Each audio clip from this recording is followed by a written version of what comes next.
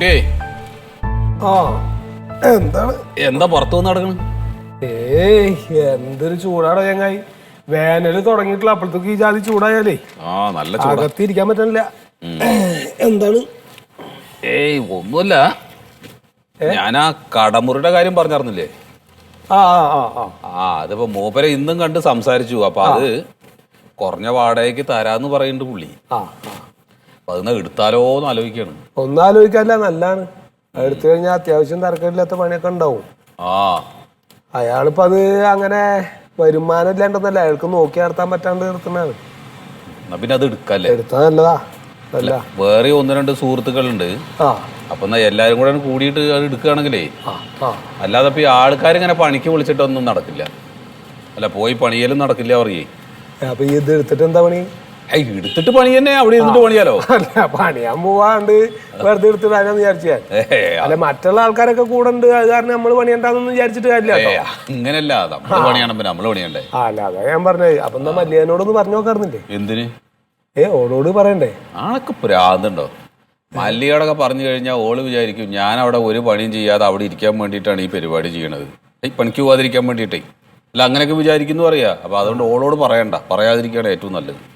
അല്ല, ഇപ്പൊ ഇതൊക്കെ ഈ ഊഹിച്ചുണ്ടാക്കണല്ലേ? അല്ല, നമുക്ക് ആളുടെ സ്വഭാവം ഏകദേശം അറിയാലോ, അതുകൊണ്ട് പറയണം. അല്ല, ഇനിയിപ്പോ എന്റെ മനസ്സിൽ അങ്ങനെ മനസ്സിലിരിപ്പൊന്നും ഇല്ലല്ലോ.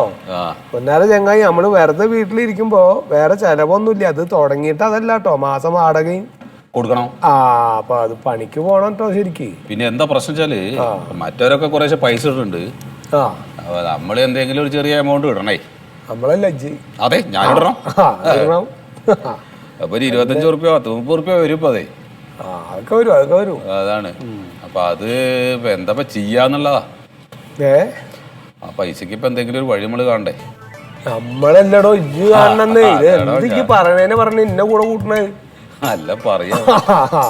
അല്ല, ഇനി അങ്ങനെ പറയണ്ട, ഈ എന്നെ സ്വയം അതിന് കണ്ടെത്തണം ഒരു വഴി. അല്ലെ, എനിക്കിപ്പോ വേറെ ആരോടും പറയാനില്ലല്ലോ. അല്ല, ഈ പറയണോണ്ട് തരക്കേടൊന്നുമില്ല. ഇന്റെ ഒന്നും പ്രതീക്ഷിക്കാഞ്ഞാ മതി. പറയണോണ്ട് കുഴപ്പമൊന്നുമില്ല. ഈ എന്തെങ്കിലും കണ്ടെത്തണം, എന്നിട്ട് അത് തുടങ്ങണത് നല്ലതാ. ഞാൻ വേറൊരു ഐഡിയ കിട്ടണം. എന്താണ്? വേറൊരു ഐഡിയ പറയാണ്. എന്താ ഐഡിയ? നീ ഒരു 30 റുപ്യ കിട്ടോ, ഞാൻ പണിക്കൂലി മാത്രമേ എടുക്കണുള്ളൂ. എന്റെ ലാഭത്തിന്റെ സംഭവമൊക്കെ നിനക്കും കൂടി എടുക്കാം. അത് വേണ്ട.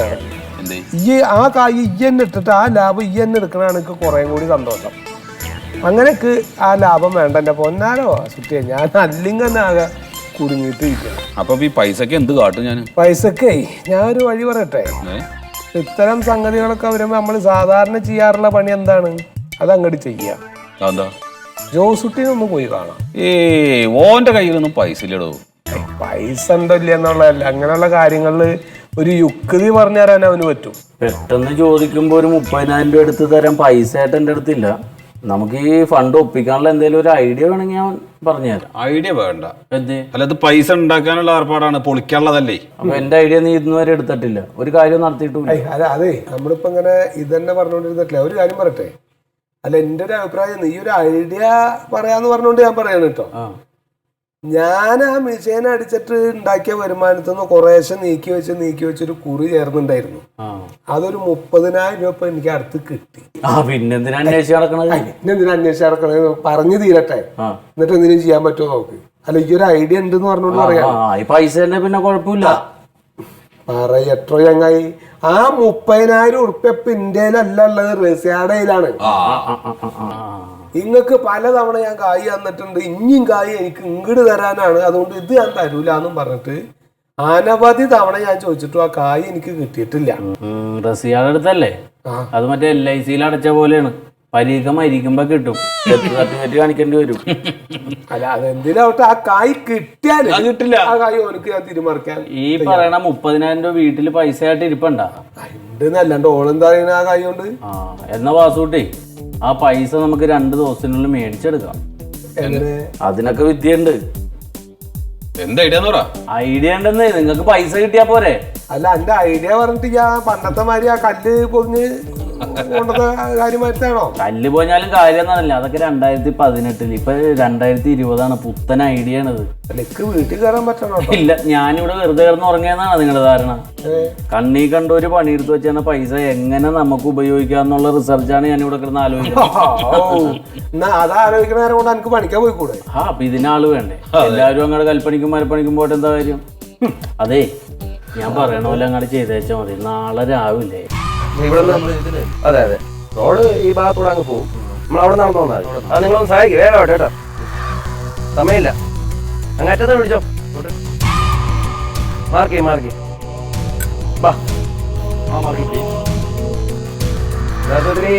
പഠിക്കട്ടിന് അങ്ങ് വരെ പോവും. നമുക്ക് ഇവിടെ മതി എന്ന് തോന്നുന്നു. ഇവിടെ പഠിച്ചു സർവേ ആരുടെ വീടായാലും സർവേ എടുക്കണ്ടത്. വീട്ടിൽ ആണുങ്ങൾ ആരും ഇല്ലേ? മേളിന്ന് എടുക്കണ്ടല്ലേ? ഇത്രേ ഉള്ളൂ.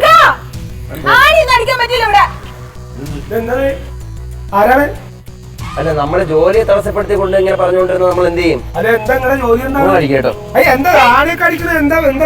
റോഡ് വികസനത്തിന്റെ ഭാഗമായിട്ട് വന്നാണ് ഒരു ആണി അടിക്കുന്നത് ഇവിടെ. റോഡ് അവിടെ കിടക്കണം. ഇത് എന്റെ വീടാണ്. അല്ല മാഷേ, നിങ്ങൾ ഈ പത്രം ഒന്നും വായിക്കാറില്ലേ? എന്റെ വീടിന്റെ മുമ്പത്തെ ആണി അടിക്കുന്നതിന്റെ കാര്യം. അയ്യോ, റോഡ് വികസനത്തിന്റെ കാര്യമല്ലേ ഇപ്പൊ എന്നും പറഞ്ഞുകൊണ്ടിരിക്കുന്നത് അല്ലേ? അല്ല, ഇങ്ങളിപ്പോ ഏത് റോഡിന്റെ കാര്യം പറഞ്ഞു? റോഡ് അവിടെയാണ് കിടക്കുന്നത്. എയർപോർട്ട് അറിയാമോ? എയർപോർട്ടിന്റെ അവിടുന്ന് സീപോർട്ട് വഴി ഇങ്ങനെ ബന്ധിപ്പിച്ചുകൊണ്ട് നമ്മൾ കായലോരത്തോട്ടും പോകുന്നുണ്ട്. ആ, അതെന്താ ധ്യാനെ? ഇതുവഴിയല്ലേ വരുന്നത്. മെയിൻ റോഡിന്റെ അവിടെ കൂടെ വരാൻ പറ്റൂ. നിങ്ങൾ എന്താ ഈ പറയണേ? ഇത് ഇന്റെ വാപ്പാടെ സ്വത്താണ്. വാപ്പാട് സ്വത്താണ് സാറേ. നമുക്ക് കിട്ടിയ സർവേ പ്രകാരം ഇവിടെയാണ് നമുക്ക് മാർക്ക് ചെയ്യേണ്ടത്. കാരണം നമ്മൾ അളന്നപ്പോ ഇവിടെയാണ് മാർക്ക് ചെയ്യേണ്ട ഒരു സ്ഥലം വരുന്നത്. അത്രേ ഉള്ളൂ. അപ്പൊ നമ്മൾ ഇവിടെ അടിക്കണ്ടേ? ഞങ്ങളെ അറിയിക്കണ്ടേ? നമ്മളിതൊന്ന് അടിച്ചോട്. നിങ്ങൾ പറ്റില്ല. ഒരു മിനിറ്റ്. അല്ല, നിങ്ങൾ ഈ പറ്റൂലെന്ന് പറഞ്ഞാൽ ഞങ്ങളെ ജോലിയെ തടസ്സപ്പെടുത്തിക്കൊണ്ട് നിന്ന് കഴിഞ്ഞാൽ നമുക്കൊന്നും ചെയ്യാൻ കഴിയില്ല. അല്ല, നിങ്ങൾ അങ്ങനെ പറഞ്ഞാൽ പറ്റൂല. അത് എനിക്കൊന്ന് അന്വേഷിക്കണല്ലോ. നിങ്ങൾക്ക് പകരം വേറെ സ്ഥലം തരുന്നുണ്ട്. ഗവൺമെന്റ് കാര്യം അത് നമ്മള് ബഹളം ഉണ്ടാക്കിയിട്ട് കാര്യം. സാറേ, എന്താ കാര്യം എന്നറിയോ? അതായത് നിങ്ങളിപ്പോ ഉദ്യോഗസ്ഥരാവും, നിങ്ങളോട് പറഞ്ഞിട്ട് കാര്യമില്ല. പക്ഷെ ഞങ്ങൾ ഇവിടെ ഒരു കുടുംബമായിട്ട് ഇവിടെ ജീവിക്കല്ലേ. അപ്പൊ നിങ്ങൾ പെട്ടെന്ന് ഉമ്മത്ത് വന്നിട്ട് ഒരു ആണി അടിക്കാന്ന് പറഞ്ഞാൽ ചോദിക്കാനും പറയാനും ആളില്ലാത്ത മാതിരിയാണ്. അല്ല, ഒരു ആണിയുടെ കേസല്ലേ ഉള്ളൂ. അത് അടിച്ചിട്ട് പോയി കഴിഞ്ഞാൽ നമ്മുടെ പണി കഴിഞ്ഞില്ലേ? നിങ്ങൾ ആണി അടിച്ചു കഴിഞ്ഞാൽ പിന്നെ അതിനെ റോഡ് വരും എന്നൊക്കെ പറഞ്ഞാല് ഞങ്ങൾക്ക് അതിന് പരാതി ഉണ്ടെങ്കിലോ? ഈ റോഡ് എപ്പോഴാ വരിക? റോഡ് 2-3 വർഷം 3 വർഷം കഴിഞ്ഞേ അപ്പങ്ങൾ പോയിട്ട് വാ. ഇപ്പൊ പറ്റൂല. ഒരു ആണിയല്ലേ ഉള്ളൂ, അതൊന്ന് മാർക്ക് ചെയ്തിട്ട് പൊക്കോട്ടെ. ഒരു ആണി ഉള്ളോന്നാ പറഞ്ഞ അവര് മാർക്ക് ചെയ്തിട്ട് പോക്കോട്ടെ എന്ന്. എന്താ പറയണേ? നിങ്ങൾ അടിക്കുക കേട്ടോ, നിങ്ങൾ അടിക്കും. അല്ല, നിങ്ങൾ അങ്ങനെ അടിക്കാൻ പറ്റില്ല. ഓള് ഇന്ന അടിക്കും. ഇവിടെ ഇരുന്നോട്ടെ, നിങ്ങൾക്ക് വല്ലതും കുഴപ്പമുണ്ടോ? പിന്നീടുള്ള കാര്യം പിന്നീടല്ലേ. എനിക്കറിയാം എന്താ വേണ്ട. നിങ്ങൾ എവിടെ ആന അടിച്ചിട്ട് പോയിക്കോ. നിങ്ങളുടെ ജോലി കളയാൻ പറ്റുമെന്ന് ഞാനും നോക്കട്ടെ. ഇവിടെ കൂടെ റോഡ് വന്നാണല്ലോ ഗുണം എന്ന് പറഞ്ഞാൽ നിങ്ങൾക്ക് കാർ വാങ്ങിച്ചാൽ വീട്ടിന്റെ അവിടെ തന്നെ ഇറക്കി അങ്ങ് പൊക്കൂടെ. വളരെ എളുപ്പമല്ലേ കാര്യങ്ങളൊക്കെ? നിങ്ങൾ ഇവിടെ ഇരുന്ന് ആലോചിച്ചിട്ട് എന്തുണ്ടാക്കാനാണ്? ജിപ്പന്നെ അങ്ങോട്ട് പൊപ്പന്നെ അങ്ങോട്ട് പോന്ന് പറഞ്ഞാല് അവരും കൂടി ഓഫീസിലേക്ക് എത്തിയിട്ടില്ല.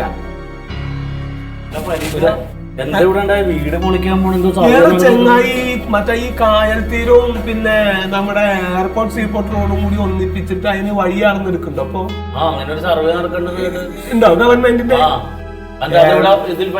ഗവൺമെന്റ് ഇവിടെ കൂടി അളന്ന് ഈ വഴിയാണ് റോഡ് പറയണ്ടായി. അതെ, ഞാൻ ഇവിടുന്ന് മാറൂല. ഇതിന്റെ വാപ്പാട് സ്വത്താണ്. ഓളുടെ വാപ്പാടെ മുതലല്ലേ ഇത്? ആരുടെ വാപ്പാടെ എന്ന് പറഞ്ഞിട്ട് എന്താ കാര്യം? സർക്കാർ ഒരു ഡെവലപ്മെന്റിന് വേണ്ടി ഒരു സർവേ ഉണ്ടാക്കിയാൽ അതിന്റെ ഇടയിൽ വന്നെ ഒരു മാറി കൊടുക്കണം. അതിന് വ്യസനിക്കണ്ട, നിങ്ങൾക്ക് നഷ്ടം കിട്ടും. ആ ചീറാപ്പ് കോളനിയിൽ 5 സെന്റ് സ്ഥലം വെച്ച് കൊടുക്കണം. നമ്മുടെ ചീറാപ്പ് കോളനിയിലെ ഭൂമി നഷ്ടപ്പെടുന്നവർക്ക് 5 സെന്റ് സ്ഥലം കൊടുക്കുന്നുണ്ട്. നിങ്ങൾക്ക് അങ്ങോട്ട് മാറിയാ പോരെ? ഞങ്ങൾ ഒരിടത്തേക്ക് മാറൂല. ഇത് ഞങ്ങളുടെ മുതലാണ്. ഞങ്ങൾ നമ്മുടെ കാര്യം വരുമ്പോഴാണ് നമ്മൾ അങ്ങനെ ചിന്തിക്കണം. നമ്മൾ ഇപ്പോഴും പോണ ഹൈവേയും എയർപോർട്ടും സ്റ്റേഡിയവും ഒക്കെ കണ്ണീ കണ്ടവര് താമസിച്ചിരുന്ന വെച്ചാണ്. അവരെ മാറ്റി മാറ്റിയിട്ടാണ് ഇത്രയും ഡെവലപ്മെന്റ് വന്നേക്കണം. ഇപ്പൊ എന്തപ്പോ അതിന് വേറെ നമുക്ക് എന്തെങ്കിലും ചെയ്യാൻ പറ്റും? ഇതിനൊരു വഴിയുണ്ട്. എന്താണ്? ഇത് രക്ഷപ്പെടാനൊരു വഴിയുണ്ട്. ഇത്തിരി റിസ്ക് ആണ്. നമ്മുടെ മറ്റേ ഹൈവേ വന്നപ്പോ അവിടെ ഒരു ടോൾ ബൂത്തിന് വേണ്ടിയിട്ട് നൗഷാദക്കാരുടെ സ്ഥലമാണ് ആദ്യം ഇതുപോലെ അക്വയർ ചെയ്തത്. നൗഷാദക്ക് ഈ ഉദ്യോഗസ്ഥരെ ചെന്ന് കണ്ട് ചെറിയ ചില്ലറ കൊടുത്തപ്പോ അത് നമ്മുടെ നോർമന്റെ വീടിന്റെ പരിസരത്തോട്ട് മാറ്റി കൊടുത്തു. അതുപോലെ ഈ സർവേക്ക് വന്നേക്കണവന്മാരെ ചെന്ന് സ്വാധീനിച്ച് ചില്ലറ കൊടുത്താൽ നമ്മുടെ ഈ പ്രദേശം ഇത്തിരി ബുദ്ധിമുട്ടാണെന്നും പറഞ്ഞ് ഒരു ഇച്ചിരി ചരിച്ചു വെച്ചാ മറ്റേ വേസ്റ്റ് ഇടണവന്റെ വീടും സംഭവമൊക്കെ പോയി കിട്ടും. അപ്പൊ അങ്ങനെ ഒരു സംവിധാനം ഉണ്ട്. പൈസ കയ്യിലുണ്ടെങ്കിൽ നമുക്ക് അതിൽ ഇടപെടാം. എത്ര കൊടുക്കേണ്ടി വരും? എന്താ എത്ര കൊടുക്കേണ്ടി വരൂ? എന്റെ വാപ്പാടെ സ്വത്ത് ഇങ്ങോട്ട് കിട്ടാൻ വേണ്ടിട്ട് ഞാൻ അങ്ങോട്ട് പൈസ കൊടുക്കേ. പിന്നെ ലജ്ജെന്ത് വർത്താനം ഈ പറഞ്ഞ ഓളുടെ വാപ്പാടെ സ്ഥലമാണ്. ഇതിന് വേണ്ടി ഇനി രണ്ടാമത് ഇനി ഗവൺമെന്റിന് കാര്യം കൊടുക്കേണ്ട കാര്യം തെച്ചു കൊടുക്കണ്ടായെന്ന് പറഞ്ഞത്. ഞാൻ കൊടുക്കില്ല. വാപ്പാടെ സ്ഥലമാണെന്നും പറഞ്ഞിട്ട് രണ്ടുപേരും കെട്ടിപ്പിടിച്ചിട്ടിരുന്നോ ചീറാപ്പ് കോളനി പോയി ദിവസവും വാപ്പാക്ക് വിളി കേൾക്കാം. അപ്പൊ ഓർക്കുകയും ചെയ്യും. നിങ്ങളൊരു കാര്യം ചെയ്യാ, ഓഫീസിൽ പോയിട്ട് ഒന്ന് പറയും ഇത് ഞങ്ങളുടെ സ്ഥലമാണ്, ഞങ്ങള് വിട്ട് തരൂലാന്ന്. എന്റെ രസീത് നിങ്ങളുടെ മാത്രമല്ല 10-30 കിലോമീറ്ററിൽ ഈ ലൈനിൽ പോണ എല്ലാ വീടും പൊളിയണം. ഇത് ബുദ്ധിപരമായിട്ട് നീങ്ങും. നമ്മുടെ ഇവിടെ വരാൻ നേരത്തെ ഇത് ചതുപ്പാണ്, ഒന്ന് തിരിക്കാൻ പറഞ്ഞാൽ നമ്മൾ രക്ഷപ്പെട്ട്. അതിന് ഇത്തിരി പൈസ കൊടുക്കേണ്ടി വരും. ഒരു പൈസ ഞാൻ കൊടുക്കൂല. ഓരിങ്ങോട്ട് വരട്ടെ, നിന്റെ നെഞ്ചത്ത് ചോട്ടിട്ട് ഓരാ മുന്നോട്ട് പോളൂ. ഓളുടെ മാത്രല്ല എന്റെ നെഞ്ചത്തു കൂടെ കാരണം JCB ഇട്ട് മാന്തി അങ്ങോട്ട് മാറ്റും ആര് അവര്. അപ്പൊ എത്ര കാര്യം കൊടുക്കേണ്ട ഒരു പേര്? ഇത് എത്ര കായൊന്നൊന്നുമല്ല. നിങ്ങൾക്ക് ഇതിന് ഇവിടെ തന്നെ കിടന്ന് മരിക്കണമെന്ന് താല്പര്യം ഉണ്ടെങ്കിൽ ഞാൻ ആ ഉദ്യോഗസ്ഥരെ ചെന്ന് കണ്ടിട്ട് നമുക്ക് അളവിൽ ഒരു ഇത്തിരി തർക്കമുണ്ടെന്ന് പറഞ്ഞിട്ട് ഞാനിവിടെ വിളിച്ചോണ്ട് വരാം. അപ്പൊ അവർക്ക് റസിയ പറയണം, സാറേ ഞങ്ങളൊന്ന് ഒഴിവാക്കാൻ വേണ്ടിയിട്ട് എന്താണ് ചെയ്യേണ്ടതെന്ന് ന്യൂട്രലിൽ ചോദിച്ചാൽ അവര് പറയുന്നത് തന്നേക്കെന്ന് പറഞ്ഞാൽ തലവേദന അങ്ങോട്ട് മാറി കിട്ടും. എന്നാ പിന്നെ ഓരോ വിളിക്ക് എത്ര കായച്ച കൊടുക്കാം. എന്താ പറഞ്ഞേ? എവിടുന്ന് കാര്യം എടുത്തു കൊടുക്കണേ? നമ്മുടെ സ്ഥലത്തിന് നമ്മുടെ മുതല് കിട്ടാൻ പോവാതിരിക്കാൻ പൈസ കൊടുക്കണ്ടേ? പൈസ കൊടുക്കാൻ പോവാന്നിട്ട് അല്ല പൈസ ഉണ്ടെങ്കിൽ കൊടുത്തത് എന്തൊക്കെ പറഞ്ഞു ചോദിച്ചിട്ട് ഈ കായില്ലാത്ത സമയത്ത് വരുന്ന അതിൽ കിടന്ന് വർത്താനം പറഞ്ഞ് ഓവറാക്കാതെ കാര്യങ്ങൾ നടത്താൻ നോക്ക്. എത്ര കായപ്പോ അവര് ചോദിക്ക? എന്റെ പരീക്ഷ കായ് എത്രയെന്ന് റസിയെ ചോദിക്കട്ടെ. ഞാൻ ചോദിച്ചാൽ പറയൂല. ഞാൻ ഈ രാഷ്ട്രീയ സ്വാധീനമൊക്കെ ഉള്ളതുകൊണ്ട് അവരെ പേടിപ്പിക്കാനാന്ന് പേടിച്ചിട്ട് പറയൂല. റസിയെ പറഞ്ഞ എന്റെ വാപ്പാടെ സ്വത്താണ്, എനിക്ക് ഇവിടുന്ന് വിട്ട് കളയാൻ പറ്റില്ല.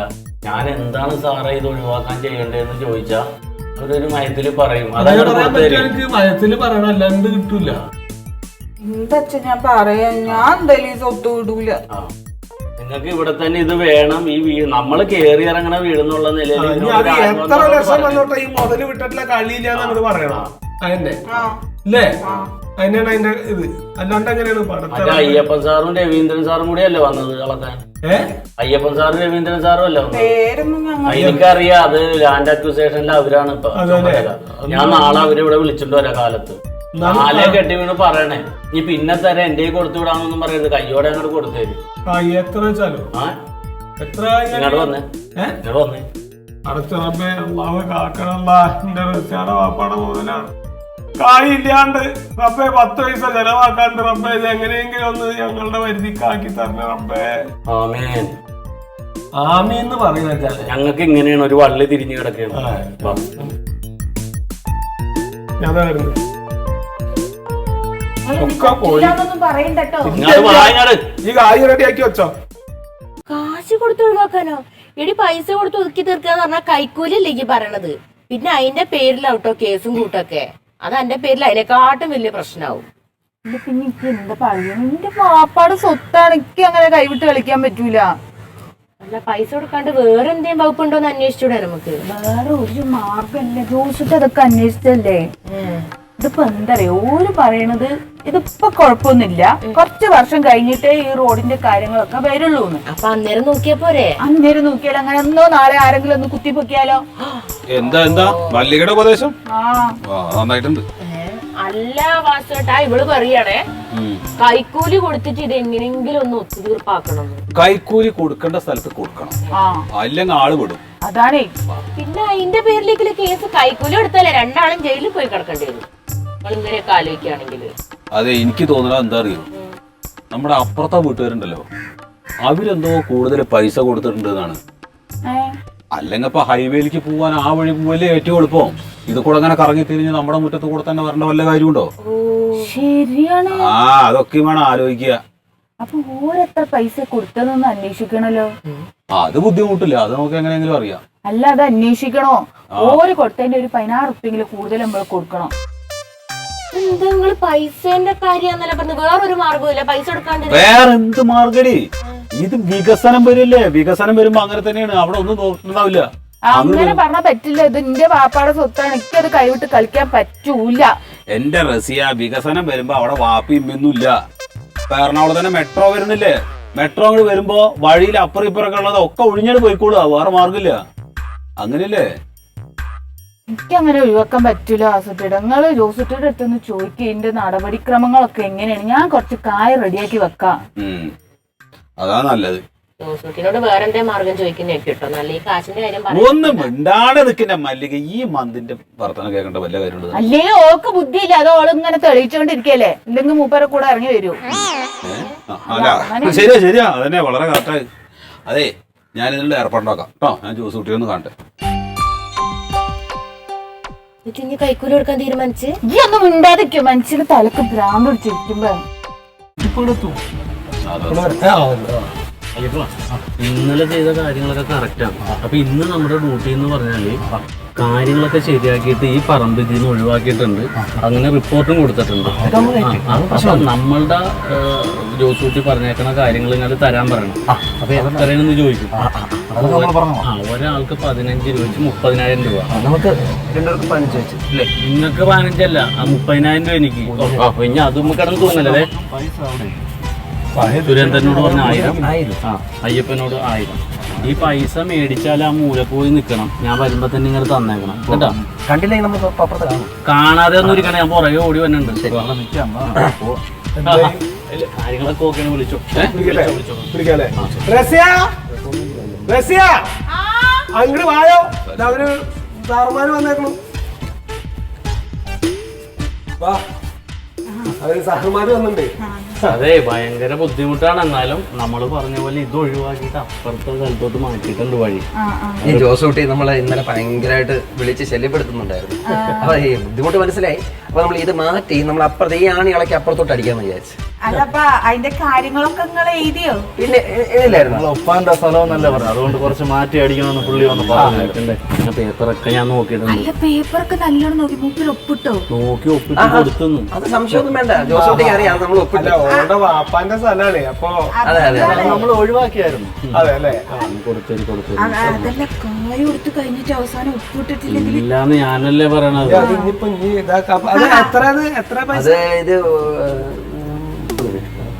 അതല്ല, നമ്മൾ ഒരു 5-6 പേരുണ്ടായിരുന്നു. അപ്പൊ അതൊരു 30,000 ഒതുക്കാന്ന് വിചാരിച്ചു. 30,000 എങ്ങനെ കൊടുക്കാ റസി നമ്മള്? 6 പേരുണ്ടെന്ന് അന്നൊന്നുമല്ല. 30 വളരെ ചെറിയ എമൗണ്ട്. എന്നാലും അത്രയൊക്കെ ഉണ്ടാവും. ഇത് എന്റെ വാപ്പാടെ സ്ഥലമാണ്. അത് കൊഴപ്പില്ല.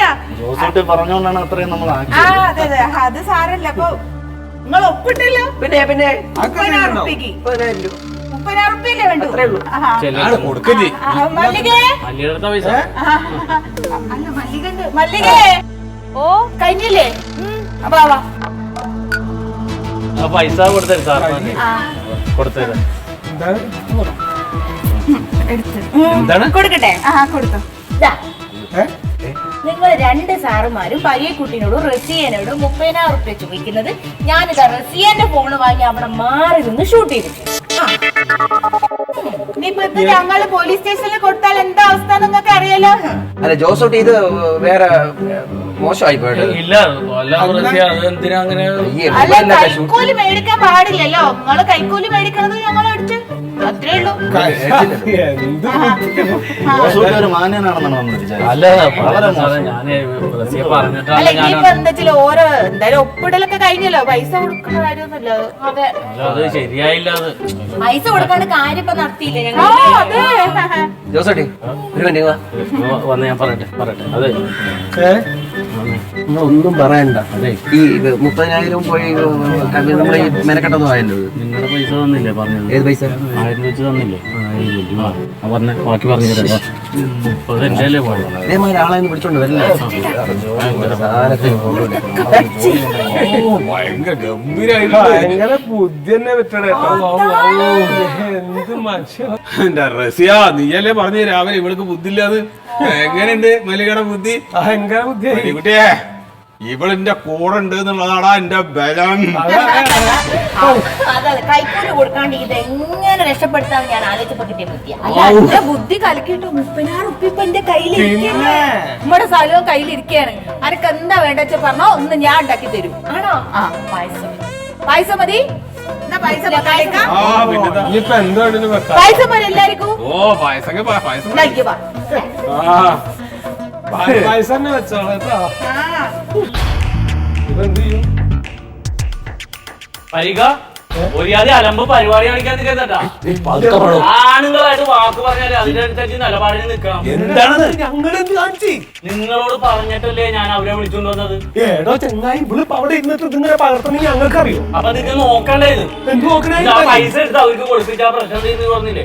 ഏത് പൈസ എടുത്തോളൂ? 30,000 രൂപ. എടാ പോട്ടാ, പിന്നെ അവര് അവിടുന്ന് ഷൂട്ട് ചെയ്യാൻ കാര്യം നമുക്കറിയോ? അല്ലെങ്കിൽ ഒരു കാര്യത്തിലും നിന്റെ ഭാര്യക്ക് ബുദ്ധിയില്ലല്ല. ഇപ്പൊ ഭയങ്കര ബുദ്ധിയല്ല. കുറെ കൂടി കൂടിയ ഫോൺ മേടിച്ചു കൊടുത്തു ഭാര്യമാർക്ക്.